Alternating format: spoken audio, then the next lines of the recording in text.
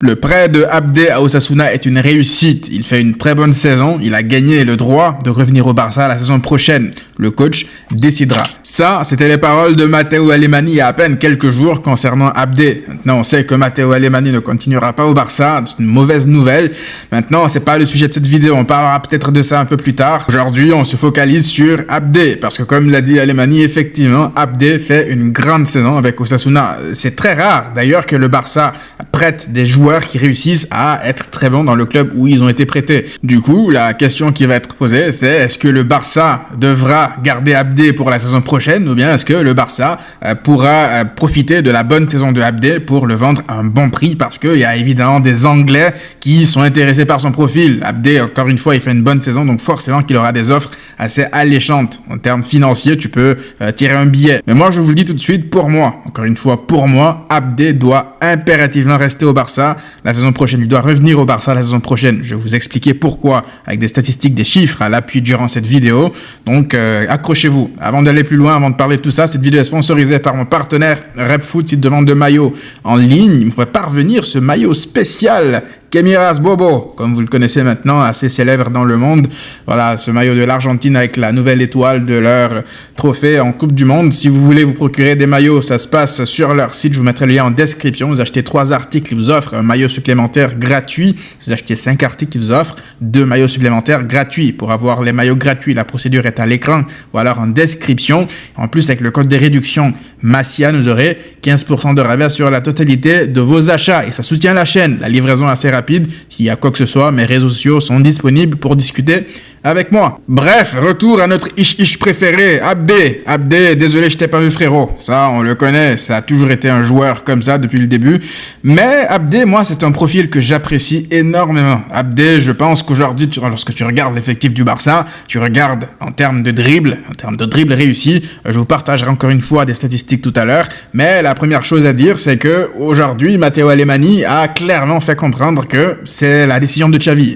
Ça sera le choix de Xavi de savoir si Abdé continue avec nous la saison prochaine ou pas. S'il ne continue pas, le Barça, ça sera quand même assez facile, je pense, de le vendre. Il y aura de très bonnes offres pour lui et le Barça en tirera un bon bénéfice. Mais je pense que ce qui va se passer dans un premier temps, c'est que Xavi amènera avec lui Abdé pour la prochaine pré-saison. Il fera le tour avec l'équipe, il sera dans le groupe et il se décidera au cours de cette pré-saison s'il le garde ou pas. Moi, je pense qu'il devrait le garder, qu'il devrait avoir confiance en Abdé parce qu'aujourd'hui, Abdé, c'est un joueur pour moi chaotique, anarchique, un joueur qui, on ne sait pas si c'est un crack ou pas, mais il a quelque chose. Ça me rappelle beaucoup les débuts de Vinicius avec le Real Madrid, qui avait ce semblant de folie, qui était anarchique, bordélique, disons-le comme ça. C'est un joueur qui était bon dans le dribble, qui essayait en tout cas le dribble, qui était assez, on va dire, fou balle au pied, ce joueur qui apportait de la folie et qui prenait à chaque fois son côté de par sa vitesse, de par ses dribbles, pour provoquer le chaos. Il n'avait pas tout le temps la réussite.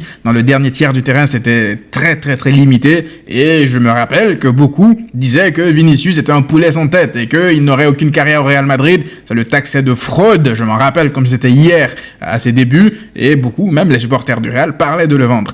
Aujourd'hui, on voit que c'est un joueur qui s'est bien développé. Il y a eu un coach qui lui a fait confiance, qui l'a aidé à progresser, à gommer certaines de ses lacunes, pas toutes, mais c'est un joueur totalement différent par rapport à ses débuts. Mais pourquoi c'est que c'est devenu ce joueur-là? C'est parce que ça a capitalisé sur les qualités brutes déjà qu'il avait. Sinon, ça aurait très bien pu faire une nouvelle Robinho et tout le monde aurait déjà oublié. Mais non, ça a très bien travaillé sur ses qualités, ça l'a développé. Et après, je ne vous dis pas aujourd'hui que Abdé peut-être un nouveau Vinicius dans quelques années. Ce que je vous dis, c'est que la qualité brute du dribble, du chaos, il l'a déjà. Après, s'il a un coach, s'il tombe sur un coach qui lui fait confiance, qui l'aide à progresser, Abdé, tu peux en faire quelque chose d'intéressant. Après, encore une fois, c'est propre à chaque joueur, c'est individuel. Les joueurs n'ont pas la même marge de progression de développement. Ça se trouve, même avec un bon coach qui l'apprend à gommer ses défauts, ça peut arriver que ça ne marche pas. Mais au moins, il y a déjà la matière brute de base sur quoi tu peux essayer de travailler pour rendre un joueur encore meilleur. Et ça, je le pensais depuis la saison dernière. La première fois qu'on l'a vu avec le Barça, je l'ai pensé tout de suite que ce joueur-là, il a quelque chose en plus, il apportait du chaos. Alors, c'était pas tout le temps la réussite, mais il y avait un semblant de quelque chose. On s'ennuyait en regardant les joueurs, les attaquants du Barça. Encore une fois, je vous partagerai les chiffres tout à l'heure. Et à chaque fois que Abdé il jouait, alors qu'on avait des blessés de partout, il apportait comme un souffle d'air nouveau. C'est un vent de fraîcheur. C'était quelque chose qui nous manquait dans cette équipe. Et son prêt, là, à Osasuna, avec la saison qu'il vient de réaliser, n'a fait que confirmer ce que je pensais par rapport à tout ça. Maintenant, là, le timing de cette vidéo, c'est drôle parce qu'elle tombe juste avant le match entre le Real et Osasuna. Je pense que beaucoup, on aura l'occasion de voir Abdé en Mondovision face au Real Madrid. Déjà qu'il avait fait un bon match contre le Real Madrid en Liga cette saison. Là, ça sera dans une finale, donc la pression sera encore plus élevée pour lui. Si ça se trouve, il va se rater et ça va le déchirer de partout. Et ça va dire oui, c'est une nouvelle fraude. Ben moi, je pense que ça serait une erreur de faire ça. Parce que un match, surtout une finale face au Real Madrid, on sait tous à quel point c'est difficile. Surtout lorsque le Real Madrid est largement favori comme dans ce match. Lui, son équipe est une équipe quand même assez petite de Liga. Le rapport de force est totalement déséquilibré. Donc voilà, moi, je lui en voudrais pas s'il passe à côté de son match. Par contre, s'il sort un grand match face au Real Madrid, là, pour le coup, ça sera son ticket retour assuré pour le Barça. Parce que je ne vois pas pour quelle raison le Barça verrait un joueur comme Abdé faire la saison qu'il vient de faire à Osasuna et décider de ne pas le garder, surtout aujourd'hui, lorsque le marché des ailiers est extrêmement rare, compétitif et cher. On en parlait encore tout à l'heure avec les chiffres. Du coup, je me suis amusé à comparer quelques statistiques et la première que je suis allé vous dénicher, c'est la comparaison des stats de dribble entre Abdé et Vinicius lors de leur première saison respective. Donc Abdé, c'est-à-dire la saison dernière avec le Barça, et Vinicius lors de la saison 2018-2019 avec le Real Madrid. Et ce qu'on voit là tout de suite, c'est que Abdé, il tentait 3.4 dribbles par match, lorsque Vinicius, il en tentait 2.3. Alors, ça ne reflète pas le taux de succès de dribble réussi, ça c'est vraiment les dribbles tentés. Par contre, nous on voyait les matchs la saison dernière, et on voyait que Abdé c'était un joueur qui semait constamment le chaos, mais qui ne levait jamais la tête. C'était ça son problème. Du coup, je suis allé voir cette saison la stat par rapport au pourcentage de dribble réussi également, par rapport aux dribbleurs en Liga. Et sur 90 minutes, on voit, après ça ce sont des chiffres qui peuvent changer d'un match à l'autre parce que ce sont des stats, encore une fois, mais ça c'est quand même assez récent. Du coup, on voit quoi dans ce classement? C'est que Barrenetxea du côté de la Sociedad a 3.7 dribbles réussis par match, donc premier de cette liste, suivi de Vinicius, et juste derrière Abdé. Et tu as Chukwueze, Rodrigo derrière. Mais moi, ce qui m'intéresse le plus, c'est pas la stat de dribble réussi brut, parce que, encore une fois, vous voyez le classement. Là, ce qui m'intéresse, c'est les pourcentages que vous voyez à côté des noms des joueurs.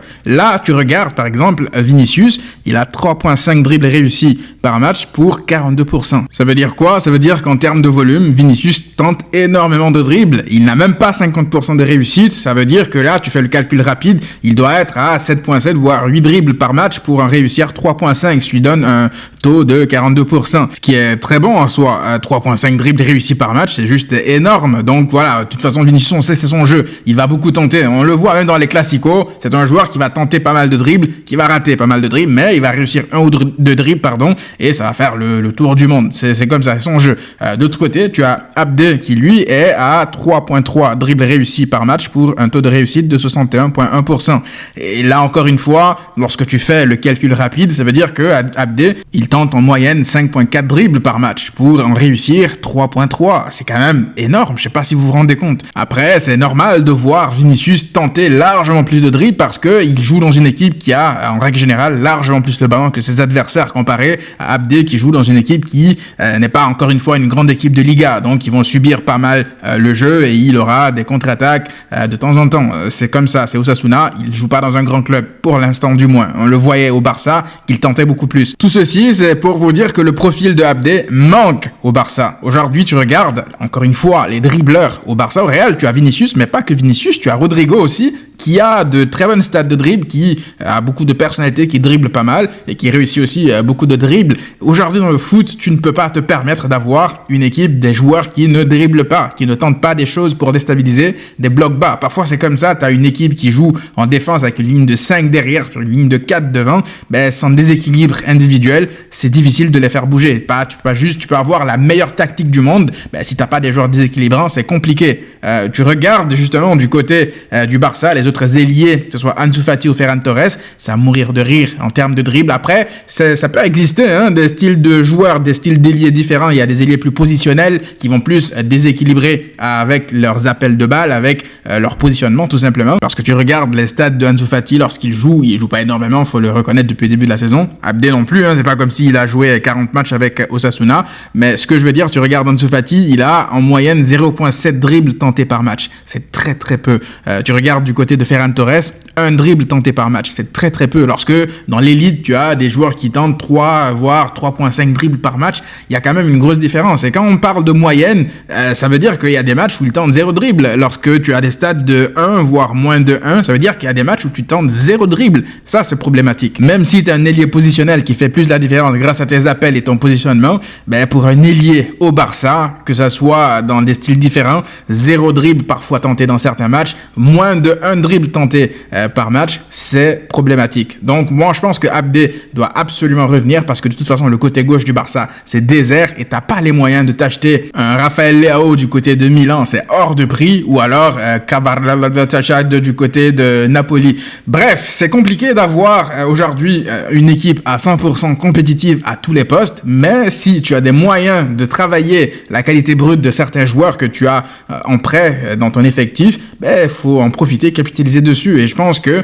Abdé a ces qualités-là, ces capacités à développer chez un jeune joueur. On n'oublie pas qu'il n'a que 21 ans, ça reste très jeune pour un ailier, d'autant plus qu'il n'a pas encore une fois vraiment terminé sa post-formation, parce que Abdé c'est un joueur encore une fois qui a été baladé, que ce soit au Barça B, au Barça il a été appelé en pompier, en urgence comme ça pour sauver le club, alors que là encore la pression était extrêmement haute, et là il fait pour la première fois une saison complète tranquillement du côté d'Osasuna, et on voit qu'il réalise une bonne saison dans l'ensemble, il montre des promesses pour l'avenir, donc faut qu'il revienne. Franchement, on verra bien comment ça va se passer, la pré-saison sera capitale, et même le match contre le Real Madrid encore une fois sera capital pour son avenir au Barça, donc j'espère qu'il fera un grand match, parce que la carrière d'un joueur peut se décider aussi sur des détails comme ça, le match de ce samedi face au Real Madrid. Bref, dites-moi vous, qu'est-ce que vous pensez de tout ça? Est-ce que vous préfériez que le Barça capitalise pour vendre Abdé et en tirer des bénéfices pécuniaires, ou bien est-ce que vous préférez que le Barça développe Abdé, le ramène au Barça pour la saison prochaine? Que vous soyez pour l'option de le garder ou de le vendre, s'il vous plaît, dites-le moi dans les commentaires avec des arguments, parce que vos avis m'intéressent. Si vous avez des questions également sur le sujet, n'hésitez pas à me les poser. Un petit pouce bleu si la vidéo vous a plu, si vous aimez ce type de contenu pour m'encourager, c'est totalement gratuit,